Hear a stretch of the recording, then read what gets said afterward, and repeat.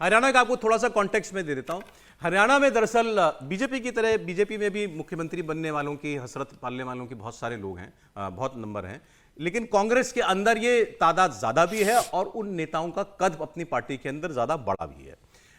भूपेंद्र सिंह हुड्डा जो पूर्व मुख्यमंत्री 9 साल के, उनका एक धड़ा बताया जाता है। इस इलेक्शन में उन्हीं की चली कहा जाता है, लोकसभा इलेक्शन में भी उन्हीं की चली कहा जाता है। इससे जो बाकी दोनों सीनियर लीडर हैं, कुमारी शैलजा खास करके, वो बहुत नाराज हैं। कुमारी शैलजा ने प्रचार करना छोड़ दिया था पार्टी के लिए, सब जगह छपी हुई खबर थी, सब जगह खबर प्रचारित थी। उसके बाद ये खबर आई कि राहुल गांधी को इंटरवीन करना पड़ा। उन्होंने कुमारी शैलजा से बात की, कहा कि आप खड़गे साहब से जाकर के मिलिए। खड़गे साहब ने इसका सोल्यूशन निकाला। ऐसा खड़गे साहब की भी एक रैली लगी हुई थी, लेकिन ये डर था कि वहां भी यही ना हो जाए, पार्टी प्रेसिडेंट की रैली में सारे लोग ना आए, हमारे मतलब शैलजा जी ना आए, रणदीप सुरजेवाला ना आए तो किरकिरी हो जाएगी, तो वो पोस्टपोन करनी पड़ी, ऐसा कहा जाता है। हालांकि ऑफिशियल रीजन उसका यह दिया गया था कि खड़गे साहब की तबीयत ठीक नहीं है। अब राहुल गांधी आए हैं। राहुल गांधी ने वो इलाका चुना है जहां कुमारी शैलजा के जो नजदीकी व्यक्ति हैं वो चुनाव लड़ रहे हैं, तो वहां से अपना वो प्रचार शुरू कर रहे हैं। तो ये कुमारी शैलजा को मनाने के तौर पर, राहुल गांधी के तरीके के तौर पर इसको देखा जा रहा है। आज एक मंच पर हुड्डा साहब, ये देखिए मंच के शॉट्स आ चुके हैं, तस्वीरें आ चुकी हैं जहां पर राहुल गांधी रैली के लिए पहुंचे हैं। कुमारी शैलजा इसमें दिखाई दें तो फिर हम आगे बात करें आपसे। बहरहाल कहा यही जा रहा है, ये दिख गई आपको कुमारी शैलजा इसमें दिखाई दे गई। हुड्डा साहब मुझे लग रहा है इस पे, ये जो पीछे कुर्ते में दिख रहे हैं ये हुड्डा साहब ही है। तो सबको एकजुट करने की राहुल गांधी जो है वो कोशिश कर रहे हैं। अब कर पाएंगे कितना, ये देखने वाली बात होगी। बहुत से लोग ये कह रहे हैं कि कांग्रेस को नुकसान उसके अंदर के लोग ही कर रहे हैं ज्यादा, वरना इस चुनाव में तो आगे चल रही थी कांग्रेस भाजपा से, इसमें कोई शक नहीं है। लेकिन कांग्रेस पार्टी की लीड जो है वो धीरे धीरे कम हो रही है, जैसे चुनाव के का दिन जो है वो नजदीक आता जा रहा है। सर, मैंने तो यहां तक सुना है इस चर्चा में कि आज हुड्डा साहब शायद नहीं चाहते कि हमारे 60 के ऊपर ना जाए 90 में से, क्योंकि उसके बाद फिर बार्गेन करने के लिए कुछ नहीं होगा।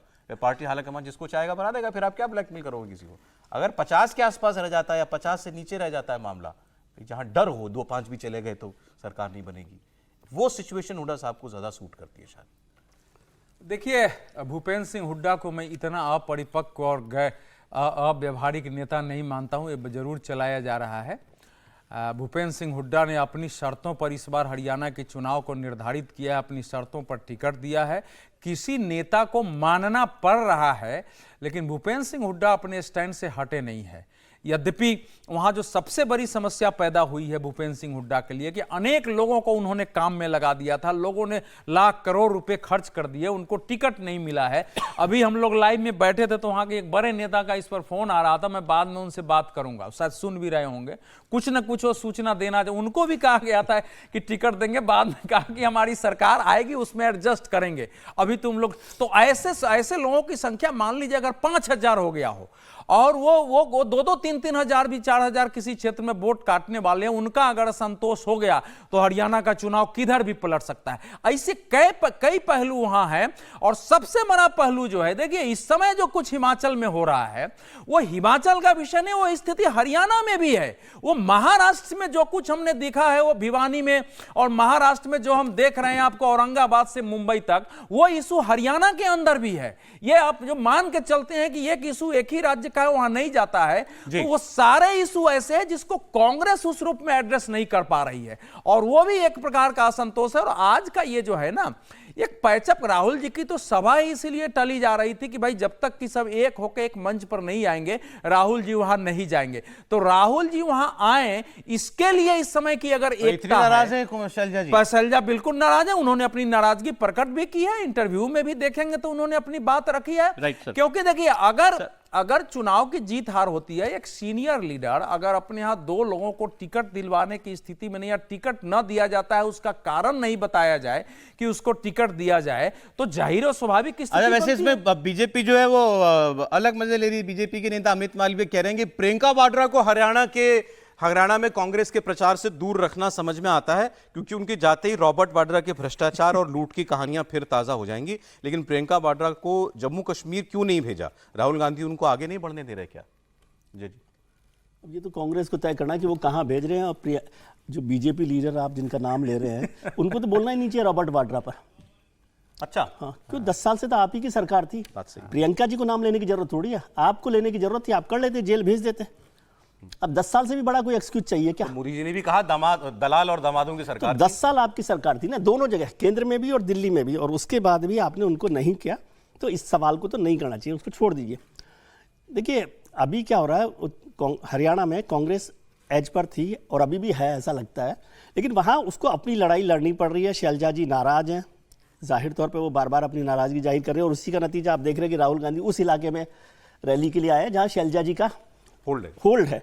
तो वो एक बड़ी बात है, लेकिन मैं इससे सहमत नहीं हूँ कि हुड्डा जी चाहेंगे कि 50 पर आ जाए। हुड्डा जी चाहेंगे कि बड़ी मजबूत आए, क्योंकि उन्हीं के नाम पर चुनाव लड़ा जा रहा है। फिर हो सकता है कम आ जाएंगे तो लोग कहेंगे आप तो कह रहे थे बड़े नेता हैं ये, इनसे नहीं बना।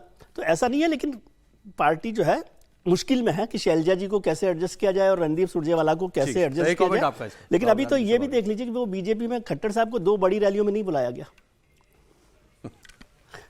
खट्टर साहब को क्यों नहीं यूज कर रहे प्रचार में? नहीं, मुझे नहीं लगता खट्टर साहब को यूज नहीं कर रहे हैं। खट्टर साहब जिस तरह से सभी टीवी चैनलों के चुनावी कॉन्क्लेव से लेकर सब जगह बोल रहे हैं, उसमें कोई ये कहे कि खट्टर साहब को नहीं इस्तेमाल किया जाता, तो मैं तो नहीं मानूंगा, क्योंकि सामने दिख रहा है। एक बात जरा रोक रहा हूं आपको, मोदी जी ने आज कार्यकर्ताओं के साथ संवाद किया हरियाणा में ही, और वो एक गुटबाजी के मुद्दे पर ही बोले अभी सुनिए।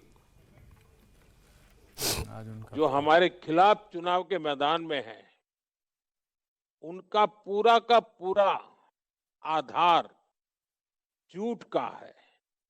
लगातार झूठ बोलो, बार बार झूठ बोलो, जहां जाओ वहां झूठ बोलो, बिना सिर पैर की बातें करो, और ऐसे ही हवा को खराब करते रहो।